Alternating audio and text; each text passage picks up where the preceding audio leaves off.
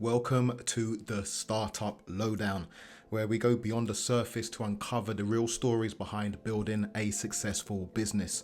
I'm Kase Dean, here to bring you an honest look at the ups, downs, and unexpected turns that come with growing something from the ground up. In this podcast, we focus on the human side of business, the tough decisions, the resilience, and the values that drive purpose-driven leaders. Join us as we dive into the personal journeys of inspiring business owners who are committed to making a real impact. Let's get into today's conversation. Hello and welcome to the Startup Lowdown. Today, my guest is Deanna Hinsz, and Deanna is a digital marketing strategist, an engaging speaker. She's the CarbonSilk CEO, and she's also the founder of She Is Collective. Deanna empowers entrepreneurs to grow profitable businesses with clear, simplified marketing. That's key, because I've seen that a lot throughout the branding for Deanna, that amplifies their brand's authentic presence. With over a decade in digital marketing and a keen focus on community-driven growth, Deanna brings a blend of strategy and inspiration to help business owners streamline tech, reduce overwhelm, and achieve sustainable success. Deanna is known for her approachable style, and I can testify to that, and step-by-step guidance. Deanna specializes in making complex marketing strategies easy to implement. I love that. That's what I'm about as well. She is passionate about helping entrepreneurs unlock their potential. I'm also about that. Anybody who knows me knows I'm always talking about the transformation of human beings and how business is a vehicle for that. Taking somebody from a state, they don't have to be in a worse situation, but anything that allows them to evolve into a greater version of themselves. For me, that is one of the greatest things that can be done within business, and I just think within personal life as well. So she helps them unlock their potential, confidently show up, and build businesses that create the freedom they aspire to. I love that. Deanna, thanks again for being on the podcast. Today is all about you and all you know. So the first thing I would like to ask you is, where can I start? I've got so much I want to ask you. Okay. Actually, let's start here. You have, because you didn't actually tell me this in the information you sent over in the last bio, but like I said, I did a bit of recon, and you have a podcast called She Is Unstoppable. And the 67th episode went live 2 days ago, and that was number 67, Simplifying Your Marketing, How to Show Up Without Overwhelm. Which, first of all, I'm totally serious about this. Congratulations for a 67th episode of a podcast. I've done podcasting. If I was to put them all together, this might be episode, I don't know, 10 or 12. I know all the work that goes into it. It's absolutely, it's a lot. It's more than you actually think it is. But the first question I will ask you is, why did you decide to create that episode on that topic? Whoa. Well, first off, before I answer that, thank you for having me on. It's such an honor to be on your podcast. So thank you for that. So really good question. And you're going to let me spill some of my secrets right away, right? You're just like, let's just get into all the secret stuff that goes on. The reason that I decided to do that is I actually have two things going on right now. One is a workshop that's coming up next week, the Simple Show Up System. And I also have a freebie, which is a visibility checklist. So that Okay. podcast topic was strategic in the sense that I'm building up so that my audience can just feed right into my freebie and get that freebie. And of course, join me in my workshop. I So, love it. And you know what? The thing is the thing is that there is and there isn't a lot of transparency behind how all of that works. And this was another reason why I wanted to do this podcast in this format, in this way, is because I think with the tech and information that's out there, we end up always seeing the final product And you'll notice from the people that you've worked with that comparisonitis that comes into play, where it looks like everything that's happening over there is going swimmingly and it's really easy. And I'm obviously rubbish because I've not even got started. But you've just laid out a very important part of something that actually is quite a small part of overall business for you, even, which is the strategic process of how I'm going to promote this workshop coming up, right? Mm-hmm. How important would you say that has been to you as your business has been evolving, that forward planning? Because personally, in the beginning, let at it. I've learned something, let me just do it. But then there's a moment where I don't know if you're mentored, dependent for you, I was, or you read something and you just realize a lot of the pain I'm going through, it's kind of self-inflicted, and I need to get more disciplined. And the way that I tell the people I work with a lot of the time is we need to go slow to go fast. You make it is such a great point. And you're right. When I first started, I was like, oh, I'm going to do a workshop and here's the date and let's just do it. Let's just show up. And there was no strategy behind it. Now, don't get me wrong, I would have people that would show up to the workshop, but as my business grew and as you kind of start to fine tune those systems that you have in place, right?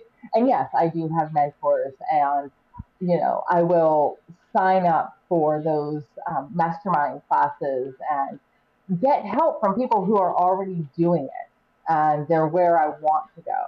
So through those connections and educating myself, because I think it's very important that you do invest in yourself, I learned that, oh my gosh, my systems, like I was just throwing stuff against the wall and seeing what really stuck. And there was really little to no strategy behind anything.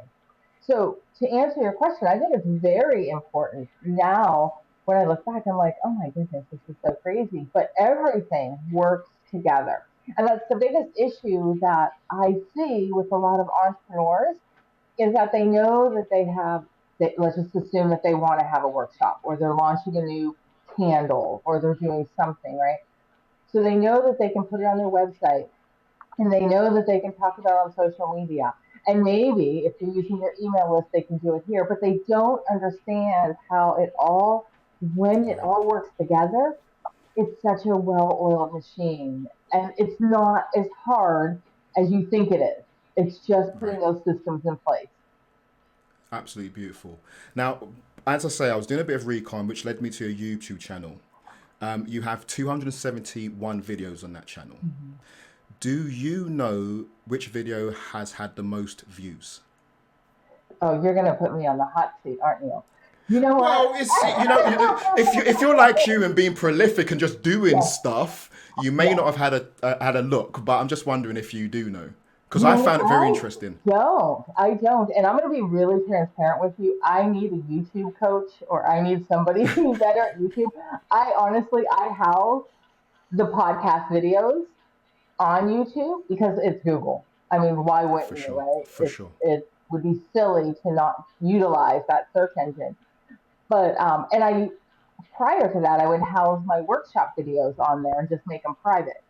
So it's just something to house videos that are already completed. But no, which video? Which do you know which one? So the video is how dating and business are similar. Oh, okay. Interesting, right? It is so With interesting. 296 views. Okay, So it's like interesting. by far the most viewed video. Like Yeah, by far when you take into averages. What do you think about that? I think it's. I think anytime when you look at the data, I think it's so interesting to see what Right? comes up. And sometimes things don't make sense. Sometimes they do, Uh-huh. Uh-huh. and sometimes they don't. I had a video go moderately viral. I had about 500,000 views on it. And it was my sister and I surprising my dad on his 80th birthday.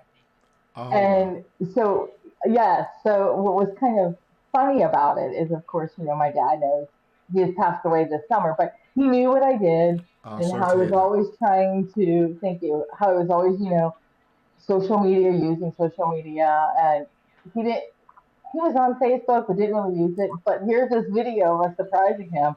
I'm like, Dad, you're TikTok famous. And he just would get the biggest kick out of it, right? And it's like, why? Like, that was so thrown together, but I know why. It was the emotion behind that video Of course. where sometimes you try, right? I mean, as entrepreneurs and who are doing their own marketing, we try to get these videos that go viral. Like, we want that traction, and then it's like you put all this time into it and nothing happens. And then sometimes the silliest that make no sense videos gains all sorts of traction.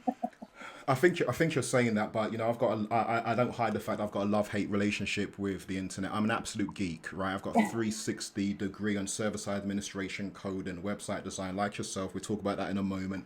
All of online business, but one thing that I do know has become more and more important is the human part. People are craving it, either explicitly craving it, or it's like an underlying wish for things to be more human. So, from my view, a video about you and your sister surprising your dad, I think that for just so many people would have just been a nice drop of goodness in amongst everything we're dealing with. And to your point about wanting to go viral, I think you can even remember when this term came about and you're like, oh, that's the thing I need. That's what needs to happen. Oh my God, I'm going to be so rich. But again, a lot of that isn't as easy as it used to be before, because there is so much more. If you think about a high street that only had a couple of restaurants that now has 20 restaurants on the same high street, it's difficult for all of them. You can try all of the different things that are done and it just won't make a difference. And then you've got the other situation, which is what I was told a long time: the most consistent person will win, right? So it's about not giving up. And that's why I congratulate you on actually the 67th episode, because it's not always easy. Do you ever, tell the truth now, because what we're here for, do you Ah, ever have that feeling where you have to keep that consistency, but you don't feel like doing it? you know what? So far, no. And, Good. very similar to you, the podcast. Yeah, of course, when you have a podcast, it brings some credibility. I mean, they kind of go hand in hand, but I don't really do it for that. I mean, yeah, that's like the cherry on top. But I love talking to people, and I every time I have a guest, I learn something new, and it's Nice. so awesome. So far, no, I have not reached that point. And I think when I do, when I feel like it's not fun anymore, then I'll just stop. I just want to do Perfect. it. Absolutely spot on. And I think that's back to that whole point. That's what I was trying to get to, with that whole thing about going viral, where it's being forced, Yeah, not by you, but just in general. People will come to you and you can see that they're looking for the silver bullet to do something they've seen, as opposed to that authentic version of themselves that need to put out there, which I think is really, I think, key within what you said about unlocking their potential, and confidently showing up, where even down to your last episode of how to show up without overwhelm, where they start to stop looking externally and really see the gifts that are within. Be their best fan first before they expect the world to be, in a way. oh my gosh, that's so important because we do whether we want to or not. We may say that I'm not going to compare myself to others. I know that I'm unique, but when you get on social media and you start scrolling, it's really hard to not somewhat compare yourself to somebody else, whether they're in the same industry or whether you both started your businesses at the same time. And that creeps in, right? And then you get that imposter syndrome, like, oh, why am I even doing this? Like, maybe I'm not that good at it. Maybe I don't Right. really know as much as I think I know, right? So then all this negative self-talk starts feeding into our heads, and it's like, no, just stop doing that. So yeah, you absolutely have to be your biggest fan, and you also have to realize like what your unique gift is. Like, where do you bring the value, and just bring it where you're at. Not Don't try to be what somebody else is being, like what they're doing. Stay in your lane, be committed, and have that very clear message. And I think that's a struggle sometimes, right? Because we try to change up who we are because we're comparing ourselves, and just keep being you. Or lose who you are. I Oh, think yeah. what I've seen from some people is that they actually had it on lock. They were in the right place, but they looked around and just doubted themselves for a moment, started following this butterfly, and actually lost themselves along the way. Some of the people I've worked with, I've had to kind of help them come back to actually when it was good because they needed that outside perspective to know it was actually okay. That's a great point. And I honestly feel like I probably fell into that in the early years. I probably lost myself because I was. In fact, I know that I did. I was doing me, staying consistent, building relationships, knew my messaging, and then thought I should have been bigger than what I was, and then it got diluted until I figured out what I was doing, and then you had to kind of roll it back and Yeah, start over, and to some degree start over, not completely, yeah, but yeah, get yeah. clear. That's a great So point. we're gonna jump in the time machine, and I want to take you back to 2003. Because in 2003, you were around this time, you're finishing up working as an assistant retail sales manager at Bath and Body Works. And when I've looked at your timeline, if I could put it like that, between 2003 and 2015 is very important to me. This is where I'm curious. This is where I'm going to be super nosy. Because in 2015, you actually technically started two businesses. Mhm. One was Sassy Media. Absolutely love this name, and I feel like I've come across it at some point in the past. And then there's CarbonSilk.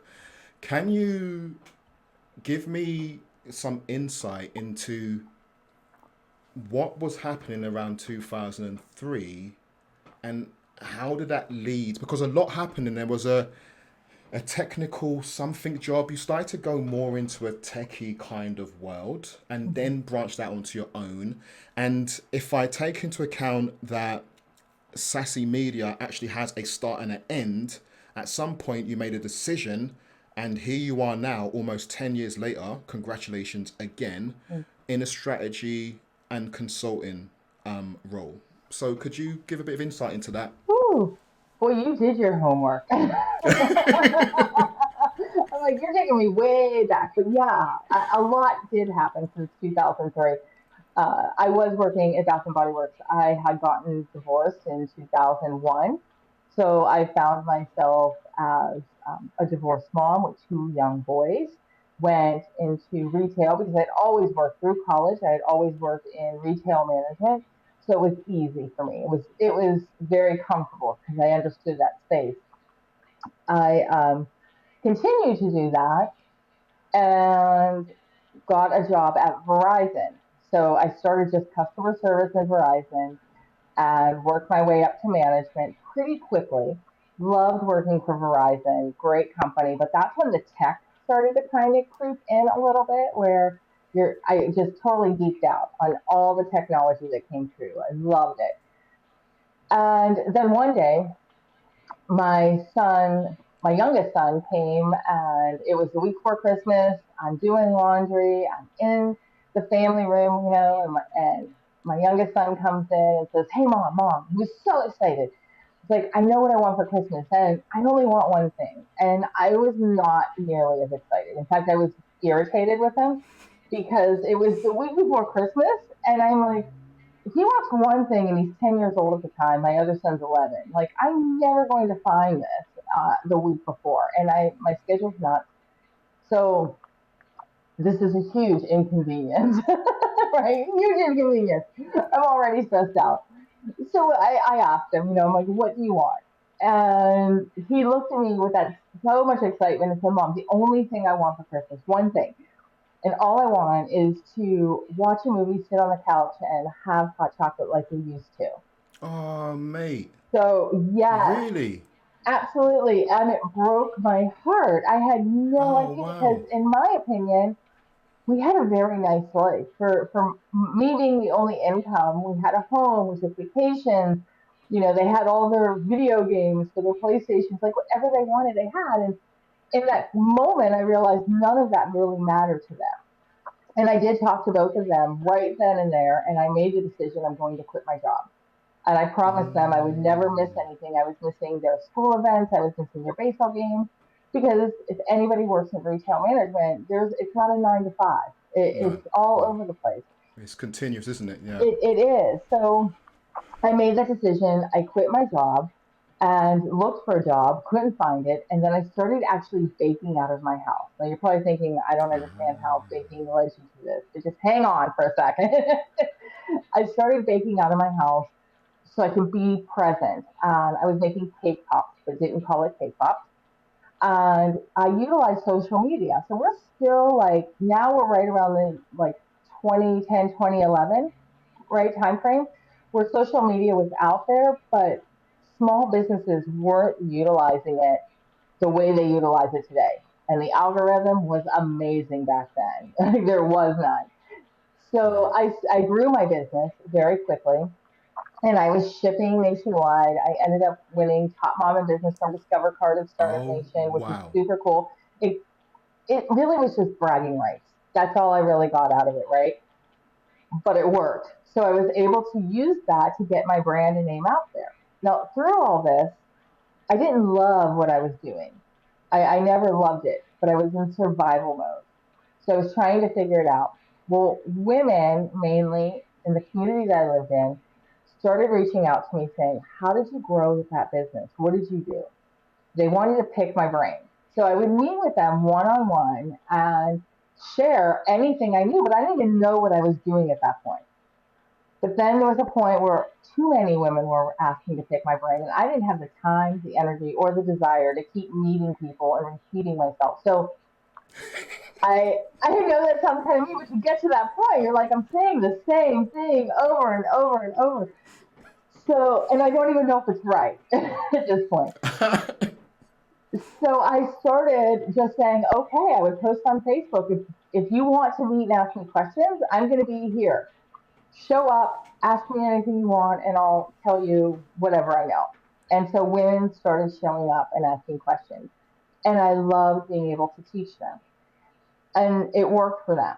And it continued working for them. But then it got to a point where some were like, okay, so I don't have time to do this. Can you just do it for me? Can you just do my social media? And I'm like, well, sure. Or can you just design a website? Now, keep in mind, when I had my baking business, I had no budget, zero budget. So I had to learn how to promote myself, which really back then wasn't too hard, but it was still different than what anybody else was doing. And I had to learn how to design a website. And I went from Wix to BigCommerce to WordPress. I kept outgrowing. And I cried a lot at night watching YouTube videos trying to figure out how to do that. Yeah, You yeah, know? yeah, yeah. So the business at that time was called Sassy Girl Media. And it was literally just a fun name. There was no thought put behind what I was doing. The women who met with me regularly, I would just call them sassy girls. It was just fun. Never in my life did I think that all these years later I would still be doing the same thing and still Really? enjoying it. So Carbon Silk came to be about 4 years ago. 4 years ago, I moved to Florida, and I'm like, okay, Sassy Girl Media now sounded kind of fluff for the work that I was doing and the clients that I wanted. It changed. It not because of me, it just organically changed. And I'm like, I need to change the name. It needs to sound a little bit more gender neutral and a little bit more polished because I've grown as well. And that's when Carbon Silk was a full rebrand, new town, total rebrand, and that's how that came to be, that evolution. That is an amazing story and a lot more than I thought would have been going on, as opposed to, yeah, I decided to do this. That isn't a beautiful story. There's so much in there. I was literally waiting for your son, and I was thinking, oh yeah, I remember that toy, or I remember that thing, or is it going to be something even amazing that I didn't even know about at the time? I'm reminded of that film with Arnold Schwarzenegger where he's trying to get the last toy, and that's what it sounded like. And they just want time with you. And that's one thing. My sons are 29, 21, and 17. And I remember when they were a lot smaller, I've spent a lot of my career online. and been a stay-at-home dad. And one thing that always got me running like a thread all the way through my career is I'm not spending enough time with these boys. Even when I did spend time with them, I would still, when they say what keeps you up at night, find that pain point. For me, it was that. I'm not spending enough time with them, and I'm going to be stinking rich one day. It never soothed that feeling. And even now, they're kind of grown, doing their own thing. Leave me, dad. Don't ask me questions. I'm fine. I still have that moment of I want to be around them. And as I think a parent who's also entrepreneur, I think that's more difficult than we hear about. I would agree. I mean, even being home during that time, I was physically there, which was an improvement, but I was so stressed out with so much going on. A, being somewhat newly divorced, B, being responsible for the bills and trying to figure out day to day. Like that security was ripped away of not having a regular paycheck. So in those early years, even though I was physically present, I wasn't emotionally and mentally always present because I was always thinking about what am I going to do? How am I going to do this? And investing so much time and energy into that. And it took a while to get to that comfortable spot where I was like, okay, like, granted, it's hard to exhale. It's still hard to exhale, but I could exhale a little bit and be present. But yeah, if I could go back with the knowledge I know now, I mean, I, I would I would make it a point to just turn everything off and really just be 100% present with both of my boys, and they're great. And I mean, I honestly could not have asked for two better boys because they have been my biggest cheerleaders. Like such a support. Like I'm fortunate. I'm very very fortunate because they could have handled everything I was going through a lot differently, and they just had my back unconditionally from the beginning, and I could not ask for more as a mom. I think they're blessed to have you as their mum Oh, as well. thank you. To be Thank you. fair, from what I've heard, they're blessed as well. Okay, I want to ask you about Carbon Silk because there's something in the name that I kind of get, but I want it confirmed. Why Carbon Silk? Ooh, that was the hardest part to come up with the name because, of course, we both build websites, right? So we know having a name with SEO, putting something in there as far as marketing, like all those. It's a big struggle, isn't it? Should I just go with I build Oh websites and wherever I live? yes, so like you know the SEO rules, right? Like like it should have these words in it.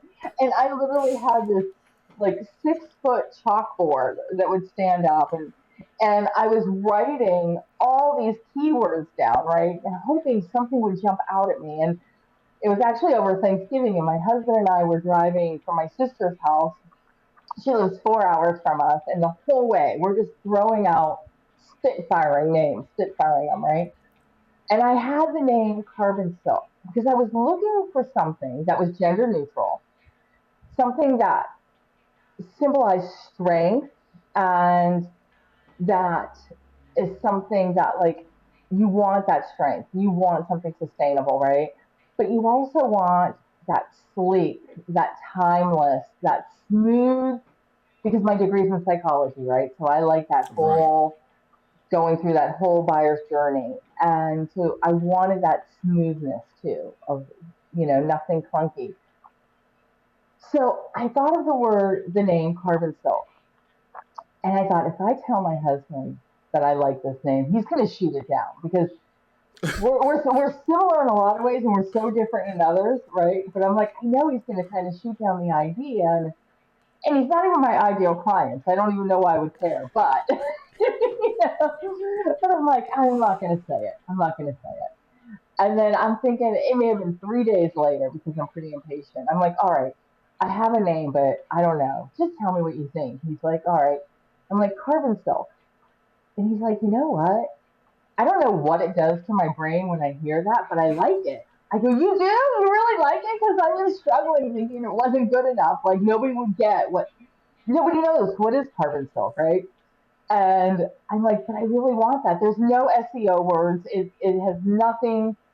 That word, you don't know what it is unless you know what it is. So I understand, like, I love the name. I love what it represented in my mind and about the website design and really the whole digital marketing realm. But I also knew with a name like that, you got to be on top of your marketing and your branding because you got to make it Interesting. stick. Like that's your job now, right? So I would also say that it's got an amazing sound to it. Thank I'm you. not an expert behind any of that stuff, but Carbon Silk has got an amazing flow to it. And yeah, I knew that there was some kind of juxtaposition, definitely with strength, the silk bit you've explained, and also that whole idea of smooth and streamlined and just flows. It's actually genius when you think about it, but also very simple at the same time. Okay, I wanted to ask you,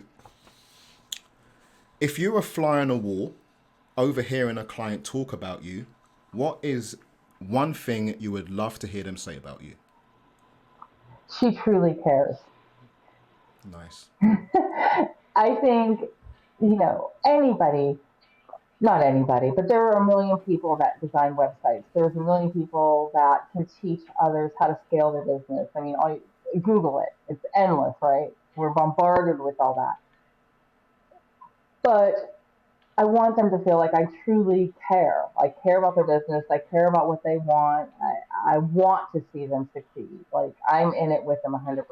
So that's what I Absolutely hope that they beautiful. say. Um, right. How do you measure business growth beyond revenue?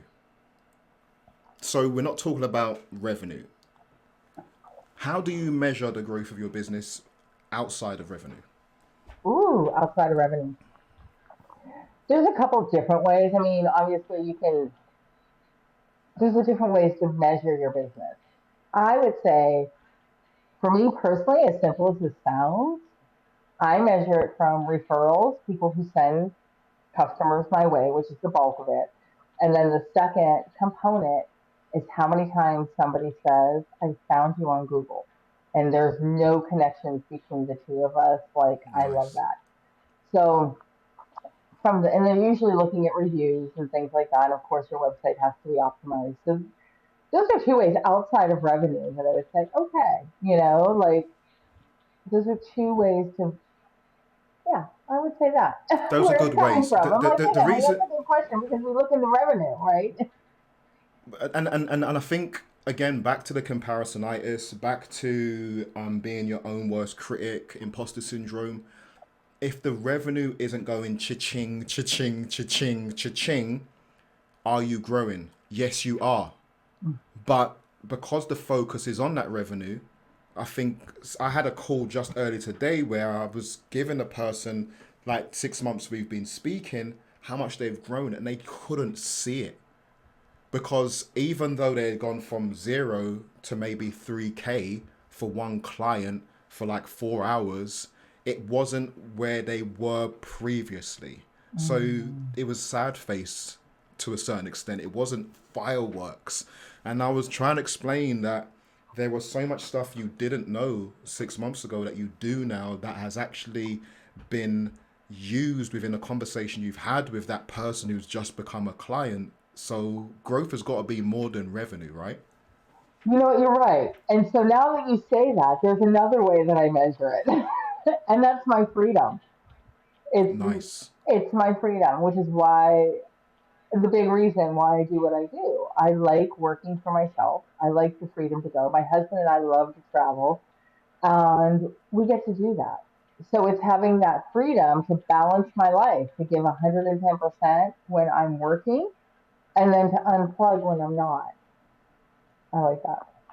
That's a How great do you point. measure? How do you measure yourself? No, sorry. How do you measure your growth as a business owner? Your own personal growth. I do by revenue, honestly. But I hear what you're saying, and there are other components. So outside of revenue as a business owner, I also look at what have I learned? What are the Mm-hmm. new techniques, right? Because Mm-hmm. every year we learn something new, and things change. Google's changing the rules all the time and staying on top of that. So we don't do it enough, though, to be honest with you. Like, we don't look back to say, where was I a year ago? And how far did I come this year? Or how far did I come in 5 years? I don't know if other people do, but I rarely just stop and look back and say, oh my gosh, like I really have come far. Sometimes it feels like I'm just always spinning my wheels and going and going and going, and I don't look back. But when I do stop to look back, it's like, you know what? I have accomplished a lot. I remember this kind of piggybacks into this, but I remember when I had started and I was doing this and I was making money doing this, but somebody called me a business owner, and I was like, I'm not a business owner. Like, I didn't really mentally accept it. I was just helping people with their digital marketing and they paid me for it. But, I didn't look at myself like that. And I think a lot of times we're just doing the stuff that we don't realize how far we really have come. Oh, and I think um, we don't have. I think it's either we don't have enough time, but my brain's going, no, actually the truth is we don't take enough time to reflect. So Right. there's this always, like you said, this forward movement. And again, for whatever reason, like the way that I've told it before is, okay, you want to have freedom and you don't want to work for anybody else, but you know what's happened to you? You now work for the worst boss you've ever had. You. You don't give yourself any breaks. You don't compliment yourself. You don't give any kind of recognition to any stuff you've done.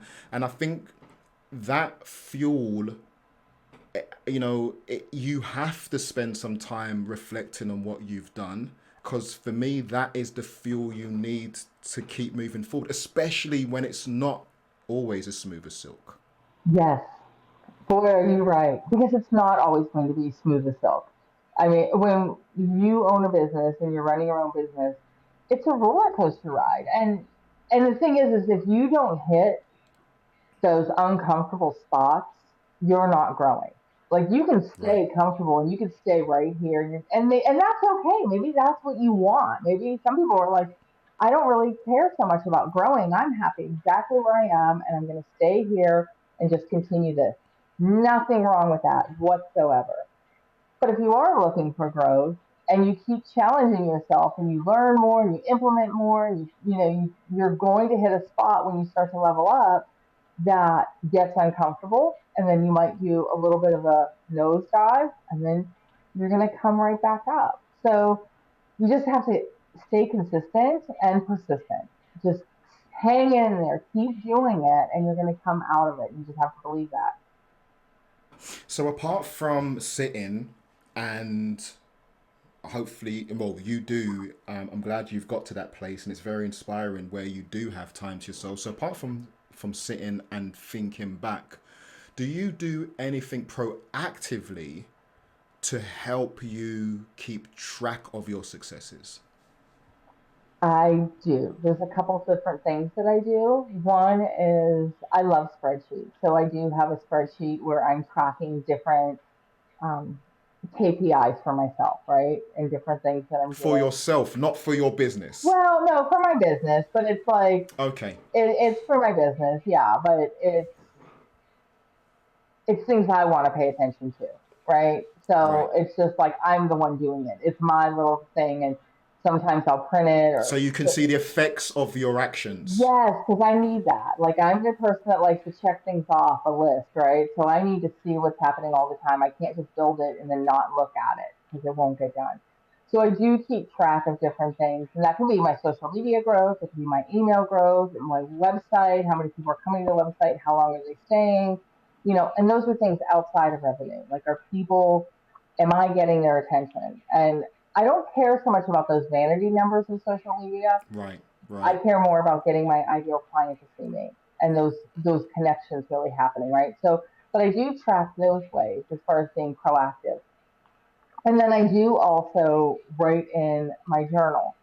So I'll Nice. write in the Okay. future, which I've done this for a long time, and then I was just at a workshop not long ago, and they said it again. I'm like, oh my gosh, I've been doing this. So it's kind of funny to hear somebody talk about it.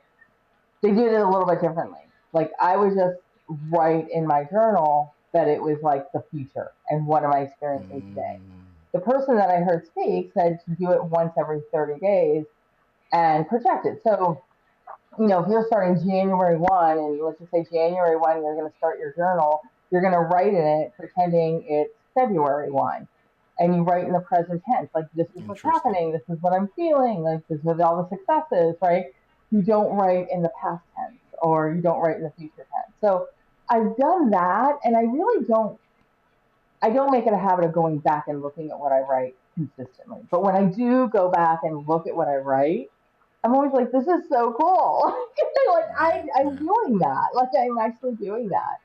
So it's kind of fun. It is a bit of a magic trick, and if you do pay attention to the steps that have been made, I don't think it's about obsessing over it, because obviously, like you're saying, the importance of living in the present. But there's been many times in my life where I've looked back and realized, and I can say this either in a positive way or in a not positive way, steps that have been made previously have led me exactly to where I am now. Exactly. And I say that in a positive and a negative way. And Absolutely. that's a certain amount of power, right? Yes. Yes. Right. I mean, and it's power, but that also can be it can be a little scary when you think about it, right? Because sometimes it's easy for us when things don't go right to blame circumstances, to blame another person, to blame whatever, right? But to say no, like what you just said, like no, like your decisions got you here.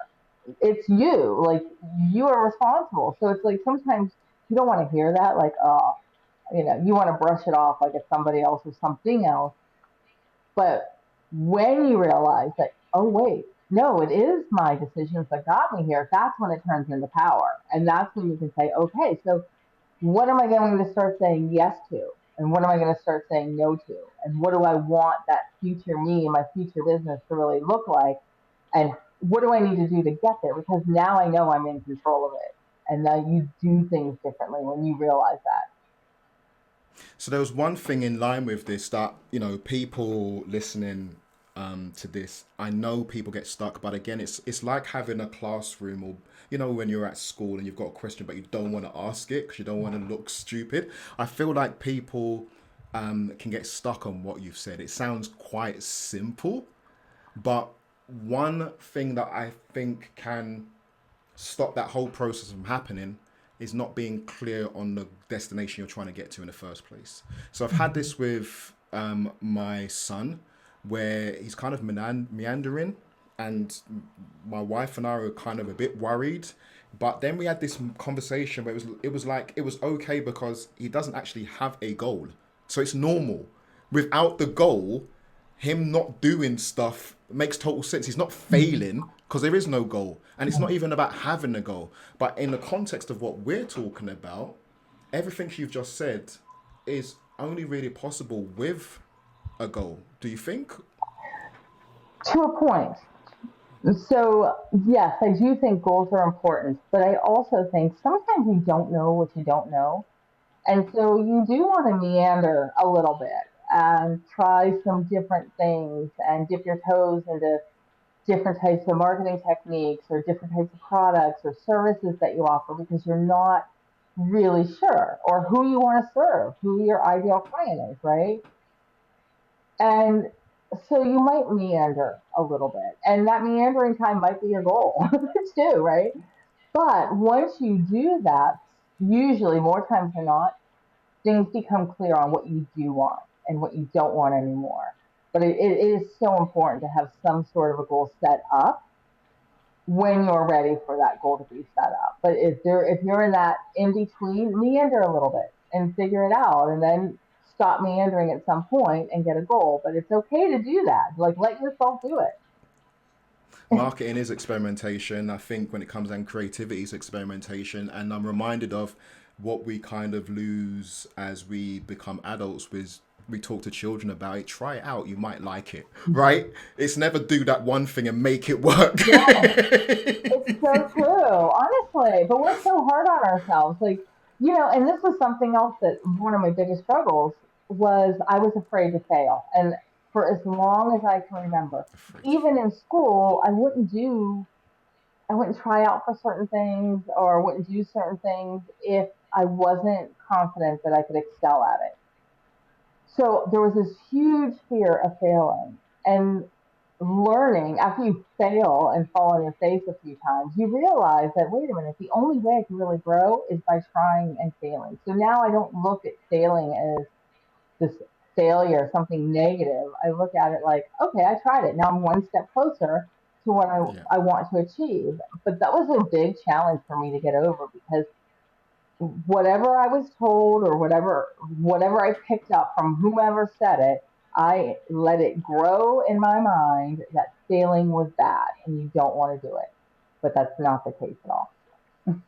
Well said. So, I love within the process that I'm doing, strategy like yourself, I love the ideal client. People like, can we just build a funnel? It's like, no, let's dig into who this person is, or exactly what they're doing. And you've mentioned it a few times. My question to you is, who are your ideal clients?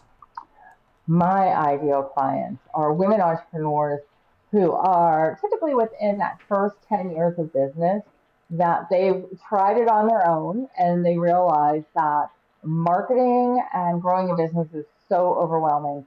They know that they need to pull it all together, but they don't know exactly what they need to do, but they have a desire to learn and they're ready to learn and they're going to dive in and they're at that point that they realize that investing in themselves is important and they're going to do it because they're ready to grow and scale. That's my ideal client. I love working with them every single time. So you, when you had Sassy Media, for what that form was at that time, technically, I think without trying, for that period of time, were attracting kind of effortlessly idealish clients. Yes. But within your progress from Sassy Media to CarbonSilk, when was the moment you realized you had to really know who your ideal client was and really define it? So I went through a period right before the name change, and then I realized that I needed a rebrand, and I was still kind of figuring out my ideal client because I had worked with women entrepreneurs, but then my clients were changing. It was organically changing. And I had a franchise. I don't know if it's where you are, but it's called BW3's Buffalo Wild Wings. They're all over around here in the United States. And I had them reach out to me. And they asked if I would meet with them and talk about their marketing. So I said, sure. And I did. And I met with them. And 5 minutes into the conversation, they said, okay, we want to work with you. Like you've told us more in 5 minutes than we've gotten out of our current person, for 5 years. I don't remember how long they were working with their other company. And it was really just for me to work with their marketing director and teach them social media. That was what they were doing. But then they said, do you work with people like us? And I said, franchises? They said, no, men. And I'm like, oh my gosh, like, yes. So that's when I realized That's that interesting. Sassy Girl Okay. Media was giving off this vibe like I only wanted to work with women. So that's when I realized, But at the same time, this is a good yeah, point. Stop there. This is a good point about niching when I've tried explaining people about when you get specific on who you help, you actually won't end up cutting off everybody else. They will literally be like, you seem to be so amazing at doing that for those people. Possibly, please, could you do it for us? yes, Right? absolutely. That's exactly what happened. I wasn't talking to men in business. I wasn't talking to people who work for a company, and I wasn't talking to franchises, right, which is more of a corporate. I was talking to women entrepreneurs, but they heard it and they wanted to work with me. So yeah, you're 100% right. But I did realize that I enjoyed working with them too. So I wanted a different name, but I didn't know. It was probably 2, 3 years after that conversation, is because it was scary to go through a total rebrand, when I rebranded. And when I rebranded, Carbon Silk actually does still talk to that ideal client, which is not the one I mentioned. Carbon Silk is talking to that, they're talking to that person who, that business that's a little bit more established, that wants a website. They're interested in that buyer's journey. They're interested in SEO, and they want to make sure it's optimized. Like they're looking for quality, not the quick fix, right? For She Is Collective, that is almost going Okay. back to what Sassy Girl was, but it's teaching them Okay. instead, right? So that's my women entrepreneurs. So both brands, She Is Collective and Carbon Silk, have two very different brand voices. Very different. I think that's absolutely beautiful. The same thing that happened to me organically over time, where I kept going, I need to be like this, or I need to be like that. And something in me was saying, I need to work with both of these sets of people, because I had a coach that was like, forget these people. They've got no money. They're broke. If they wanted to do it, they would get a credit card and work with you. I'm like, no, some people just don't have, Right. and they need help to get, and then they will invest. But at the same token, staying in that lane didn't make sense for me. So it's interesting to hear it from another point of view. But the business actually does have two doors to it, a corporate door and the entrepreneur door. But Mm-hmm. when you get inside, it's basically the same. But to your point, the messaging needs to be different for each of those ideal clients. It definitely does. And The it's totally branding and different, everything right? together. It's two totally different products too, right? But sometimes the members that are part of She Is Collective come over and they want help and go to Carbon Silk. And sometimes Beautiful. the ones from Carbon Silk, they might have the website, but they know they need help with marketing. They want to learn how to market their business, so they may come over to She Is Collective. So they do work together, but they're two totally different products, two totally different ideal clients. And yeah, it's okay. I'm talking to two different groups of people, but it's very defined. The messaging is very clear. And but that being said, I also have two websites for each one for each, different social media. I did try to mesh the two for a I was about to while. ask. I was about to ask. Yeah, When it first, it's a tricky one, isn't it? it is, and you know what ends up happening. At least this is what happens with me, and I'm aware of it. Right? I tried to mesh both of them together at first because I don't want to design it. Like I'll design it for other people. Do I want to go through this again? And then you got two social media platforms. Like you have all this stuff to do. Like I want to add more work, so it's so easy if it's just all one. But then my message was watered down. People, it wasn't clear Right. what I was doing, Right. and you want to make sure that that message always stays very clear. And and it wasn't when it was together. So that's why I made the decision to separate it. And now each platform, it's a very clear message in who I'm serving. There's no guesswork in it. It's amazing to me over the years that I've had, more than five, more than six, more than 10 clients ask me, what kind of marketing can we do that will attract both at the same time? I'm like, that doesn't exist. Yes, There's no, no it did. one size fits all message for different segments of your target market. You're gonna have to segment all the way into Yes. different brands, right? Yeah, absolutely. You really do. And you know, and it's so hard because I get that question too sometimes. I, for example, I worked at the coffee shop one time, and I asked them their ideal client. They're like, "Well, we can serve anybody," and I'm like, "Yeah, but you don't."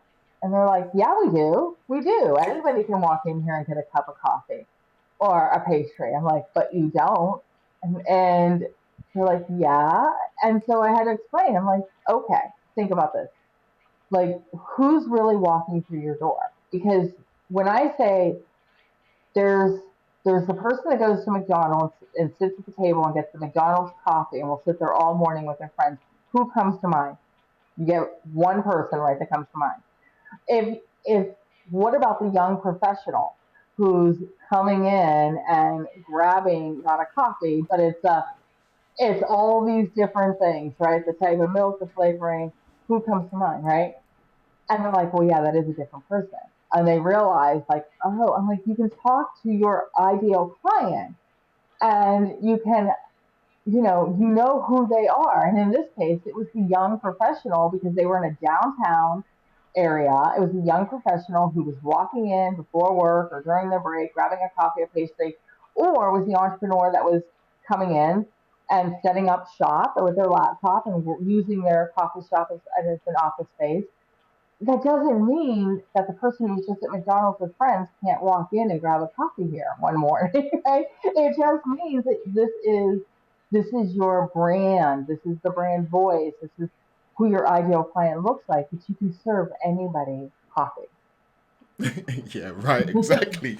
Oh, that's just amazing. Okay, um, let me find. Okay, so you've helped entrepreneurs achieve freedom in their businesses, and you've talked a little bit about that for you. But could you go into a bit more detail about what freedom means to you and how you make it part of your life as a CEO? Freedom to me is more so freedom of time, but in order to get that freedom of time, you need money to give you that freedom so that you can do that. And that's extremely important to me. I got remarried 5 years ago, so my boys are both of our children. We have five together.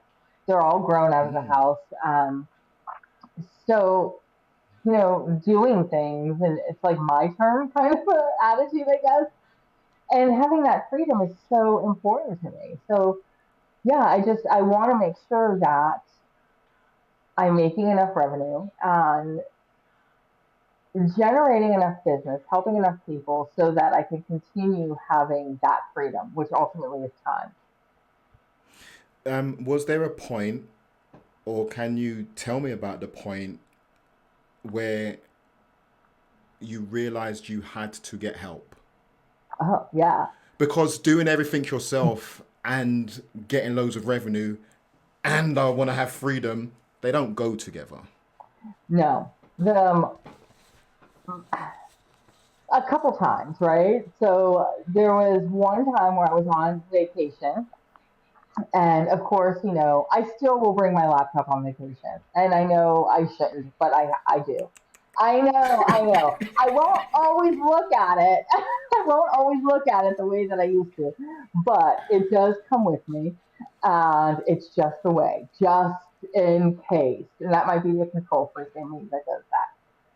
But there was a time I was on vacation and something happened and I had to fix it. I was the only person. It was a website that went down, but it wasn't. Um, it was the hosting company that was having an issue. Right, But at the time, we right. didn't know what was going on. So we were just on our way to the beach, and I had to stop, sit in there, open my laptop, figure it out. And I was like, no, I'm not doing this again.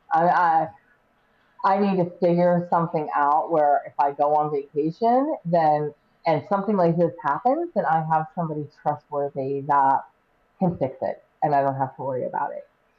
And so I found that person, and I still use that person today. So when I Oh, go on nice. vacation, they can fix it, and we collaborate. She's actually another person. She's not an employee, but she does the same thing as I do, and we help each other out when things like that come up when we're away.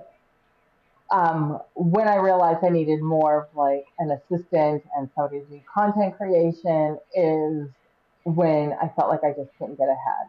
And then what started happening is I was so busy doing this stuff that I was starting to not enjoy it. And I'm like, that's a problem. Like I'm doing it Right. too much. So that's when I hired somebody to help support me. I hired three people actually, not all at once, but pretty closely together to help. And they all three still continue to help me. And it's a relief. So these three people, could you give us a little bit of detail in what they do Sure. and the order you hired them in, and what was the thinking behind that? Was it always there's a fire, I need to put it out, this person puts it out, or did you get to a point where you started to think about it a bit more strategically about what the next hire was? So the very first person I hired was my accountant, and I don't even think of her. I know when I do it, but that was the first thing I outsourced and hired somebody because I don't want to do it. The first person I hired that I interact with on a weekly, ongoing basis is my virtual assistant. And that Okay. was where I was like, I really need some help just getting some of these simple tasks done. And when I first brought her on, I really didn't even know how I was going to use her. I just knew I needed some help, and I didn't want the higher level help at this point. I wanted her to be able to do some of the basic things, but I didn't even know what that was. So it was really clunky, and there was a learning curve of working together. We figured it out. We do kind of have our vibe now, and it doesn't mean that things don't change. But she was brought on to almost support me, so that I'm Right. not dealing with a lot of basic things. So some of the things she might do, she's also really good at content creation. So she was do content creation for me. She just started doing some emails for me. I do most of my own emails, and I mean like email marketing. But she just started incorporating some. I'm like, this is actually really good. This like fits perfectly. Like, can you do a couple more? Keep it going. And she'll just take a look at my data too and puts all that information in for me. The next person that I hired was somebody to help with website design. And that was a little bit of a process to finding that right person. And I found that person now. And so when I do design a site, more times than not, I may start it, I may have them start it, but then it just depends on that workload and how much I want to put me into it. But they can design a website from start to finish, and I don't need to put my hands Nice. on it if that's what needs to happen, which is great because it's one less thing I have to do. And then the third person is content creation. So she will do a lot of social media posts for my clients and then schedules them, and then she's kind of on autopilot, to be honest with you. I don't even go back and check her work anymore because she's been working with me for so long. It's consistently like she's on point with the brand voice, and it's she just schedules it and goes. I don't even really look at it more times than not anymore, unless I need to. Absolutely beautiful. If you take into account what you've just now said about the content creator is on autopilot and you think about the VA, how much time are we talking about from hiring that VA to getting to this point now? Again, we need it warts and all, right? Because it's like, I Yeah. got this person, I got this person. And this is the thing, you hear that, forget comparison. It's not about that, but you hear it, it sounds so simple. I just got to go and hire somebody. But as you know, and it just isn't that simple. It's so many iterations and trying, and you don't know what you don't know. So first of all, how much time would you say between hiring that VA to where you are now, where you're like, she's on autopilot? How much time has passed? Everybody was a little bit different. So with the VA, I'm going to say it probably took a solid 6 months to kind of um, get on the same page with things. And I had learned too from somebody that I had helping me before that I, I'm I needed improvement on telling them what to do because I'm just like, here's what I need done, just do it, right? So I tried to do this differently with this VA, and I improved, but I still wasn't great at it. So that's probably why it was a longer learning curve with her, is because I just wanted her to do it and didn't want to really take the time to show. The content creator and the website, well, the content creator was pretty quick. I'm going to say 4 weeks max. I mean, going back and Okay. forth, she caught on pretty quickly. And the website designer, probably a couple months, but that was really just to more so like the layout and the buyer journey and understanding what that looks like and just some of the key things that I wanted inside the website, SEO related, that were important to me that took a little bit more training and outside of the design work. So not terrible, but it is time. You do have to put some time in and invest. It probably could have been shorter if I would have had a better game plan going into it with each of them. which I would do now moving forward. If I ever had to replace one, I have a better idea. But they each kind of got like the learning curve me. So I think this is super important. There's a lady I know called Sadell Stewart, and she owns a VA service and like an academy for VAs. And I interviewed her. We became friends. But one thing that stuck with me when I was speaking to her was how protective she was over VAs in face of business owners by saying no to the business owner. And you don't just hire this person and just give them stuff and they'll work it out. You actually need to prepare your business for a VA to come in. They're not a wizard, and you need to be able to give them step-by-step instructions to follow and an organized system for where the folders are and the files are and all that kind of stuff, Right. and they'll be amazing. But a lot of the time she was telling me the relationship and the performance fails because the business owner actually is not doing what I call smart delegation. They're more doing hot potato. Yeah, I did hot potato a lot.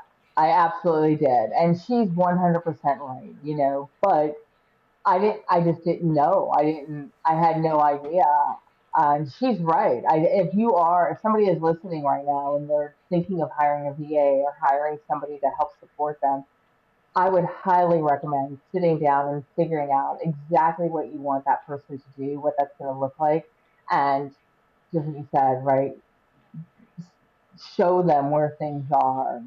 Do touch base as far as like video calls or in person or whatever that looks like, just to make sure that they know a little bit more guidance than what I did. Help them help you, right? The old Jerry Absolutely, yeah. Maguire kind of thing.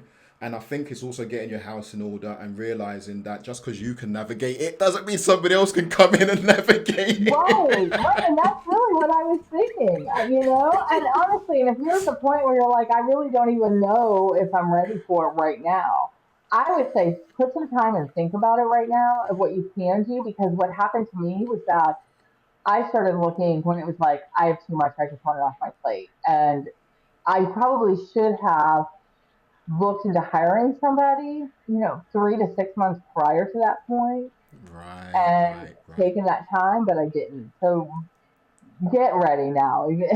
Think of an idea, think of what you might use them for. I think it's going to be more in She is Collective, but those insights you have, do you and or how do you help those ladies, those clients plan forward? Because you've learned two things. One, the freedom I want in a life I want for myself as a CEO, as a mother, as a wife, myself personally, it has to be part of my planning around how the business is going to evolve. Hmm. And then also, when it comes down to how I'm going to make money and how much time I have, knowing, like you've said, the point at which I need to bring in somebody in before it actually starts to creak and is about to break, like planning forward. Do you help people with this thinking of forward planning? I do, yes. In fact, and She is Collective. It is actually it's a membership group. So we have our own app, and inside of the app, there are different things that we talk about. So the members have the opportunity to ask any questions they want, and I'll answer them every single time. But a lot of times, what's really cool is that the members will answer and give their feedback or their Nice. experience as well, so they get different perspectives.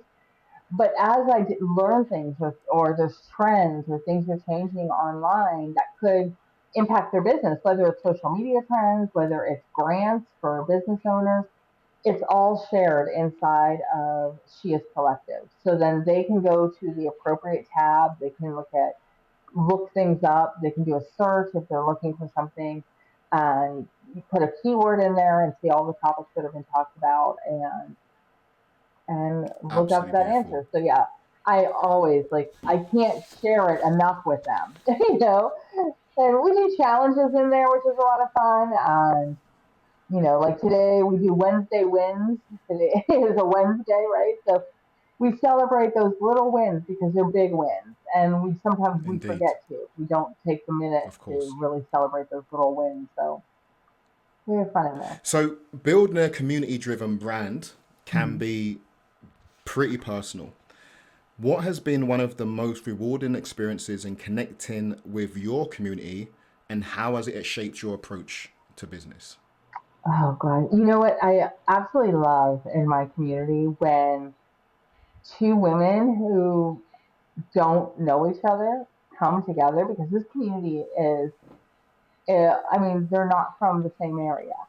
Some people maybe, but not everybody is. But when they connect and they help each other, and then that friendship starts for them. And it's so cool to see that happen. It's really cool to see the collaborations that happen, the friendships that happen.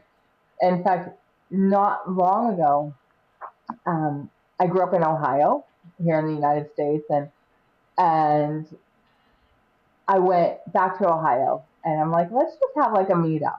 So people, because that's where it started. So a lot of the members are from Ohio, but they're not any longer, right? Okay. They're like the OG. They've been around for a really long time.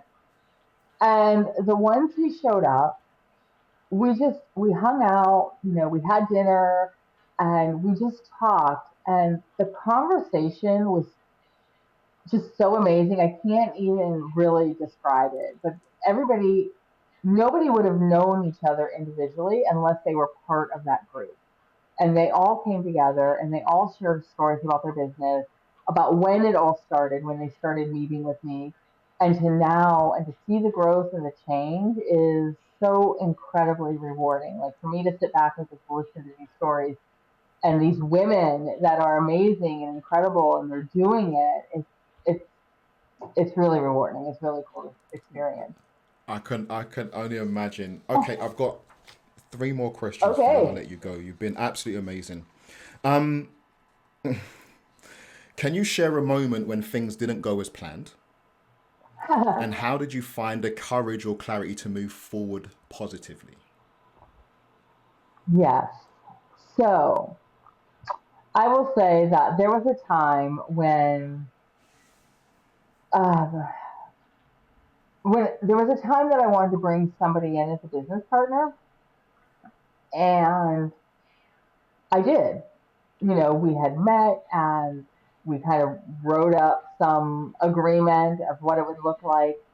And I was so excited because this person is incredible, and I see the value in this person. So I thought it was going to be just absolutely amazing. And together, we were just going to take She is Collective to a whole new level. And then what started happening was that um, this other person, although very incredible, wasn't really holding up their end of the deal because life happens and they were dealing with life. And so then it got really kind of uncomfortable because I'm friends with this person. So it's like, oh, like how do you say this? Because ruining a friendship over business is the last thing that I want to do. But you also felt like I was feeling like I'm doing it all. You're not doing anything. I was starting to get a little resentful because I'm like, what, this is a bad idea, but I'm in, and how do I get out? And and that did not go as planned.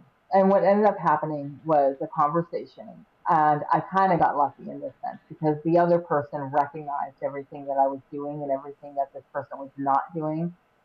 And she was the one who said, it's not fair to you. You're doing all the heavy lifting, and I just can't do that right now. And stepped away. So it was very nice. We're still friends. We still work together on things.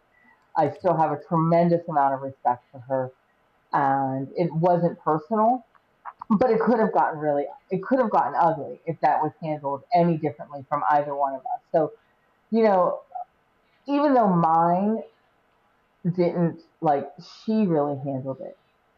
Uh, I would say, and I know it was coming up to a point of a conversation. Right. And she probably felt that too, where we had to sit down and discuss it.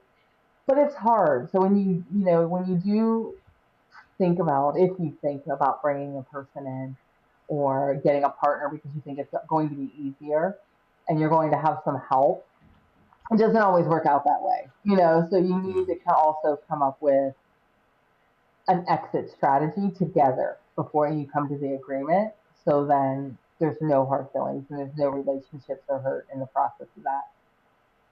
I also think I feel like somebody could charge me with tying everything to marketing strategy, but I also think when we do experiments and we do campaigns and we put them out there and everybody's like, why is it 90 days? And I go, there's a whole story behind that. But anyway, you want to look at that 90 days and then split it in half, 45, and then split it in a half again. And you want to be able to look for signs of life of whatever you're doing and know whether it's time to stop, pivot, leave it for a little bit, whatever, right? So within that partnership you're talking about, with hindsight, do you look at that and think to yourself, along with the exit strategy,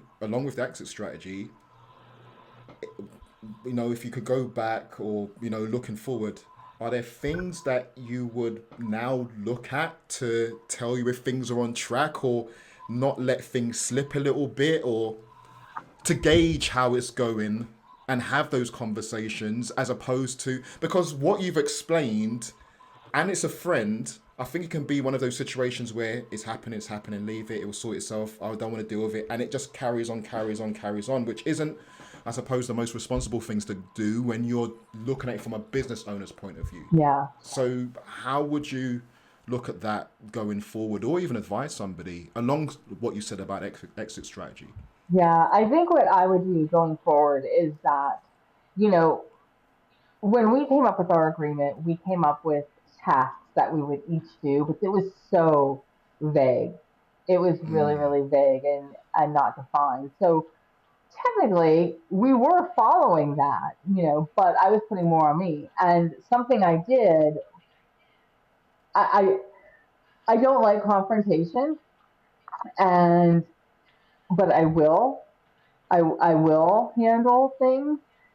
But something I did that I realized was my fault in that agreement was that as we were setting up like those responsibilities of what we would each do, I knew when I was looking at it that my responsibility load was heavier and hers was not, but I didn't say anything because I was like, well, maybe right now in the beginning it's like that, but down the road it'll balance out. Right. And going back, I probably wouldn't do that. If my gut is saying say something, I'm going to say something now, And I but think another part of that is business being human beings, and for human beings, in my opinion, to have good relationship, it means open, honest communication, right? absolutely. And, I will say, like with this particular person, we respect each other. Before we're friends, we have a lot of respect for each other and what we've done in our own businesses, and so that conversation is there, and we're able to have honest conversations, and we do, and I think that was definitely so important to why we're still friends. Even though that didn't work out, we're still friends. And there's like no hard feelings whatsoever. We both feel like that was the best move for each of us. And who knows what the future holds, but that's where we are right now. Beautiful. Deanna, I told you this was going to be a special one. I've absolutely enjoyed this. Listen, I've got one more question for you, but you're going to pick it. Oh, So you're going to choose a number between 1 and 19, and then I'm going to ask you the question. well, I'm going to pick my favorite number, and that's 13. 13. Okay. What would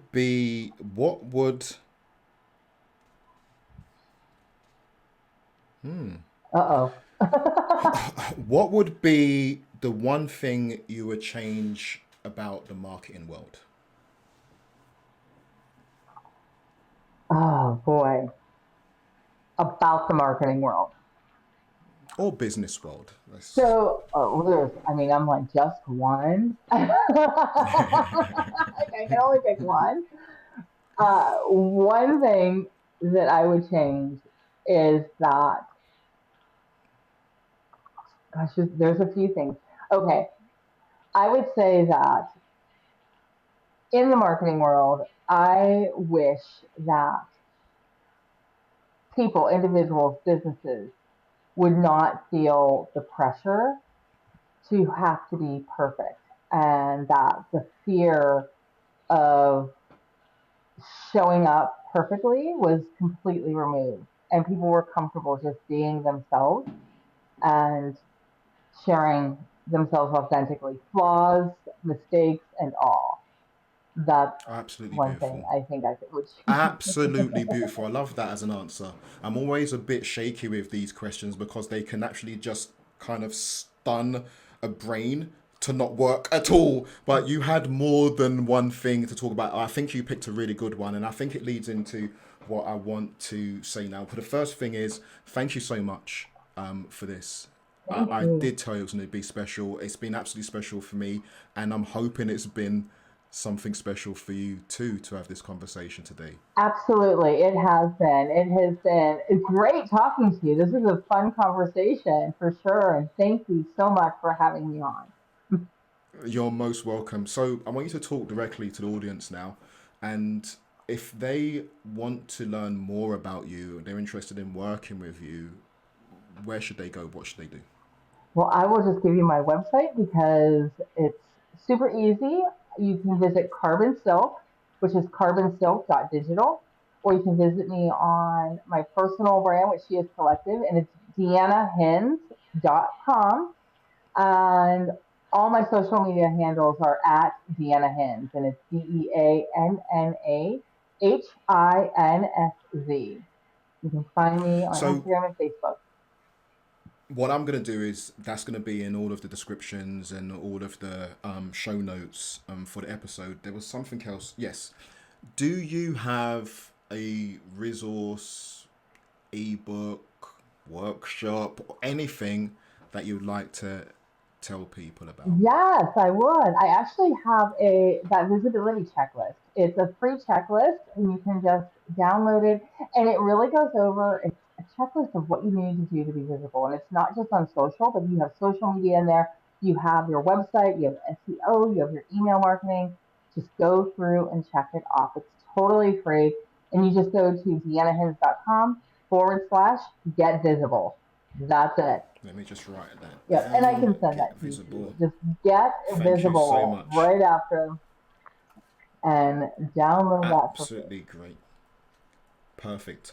I'll be looking at that myself because, like I told you at the beginning, I've got a love-hate relationship with social media. It's great for some things, but sometimes, yeah, you need an outside perspective. Your expertise is vast. Your life experience is absolutely amazing.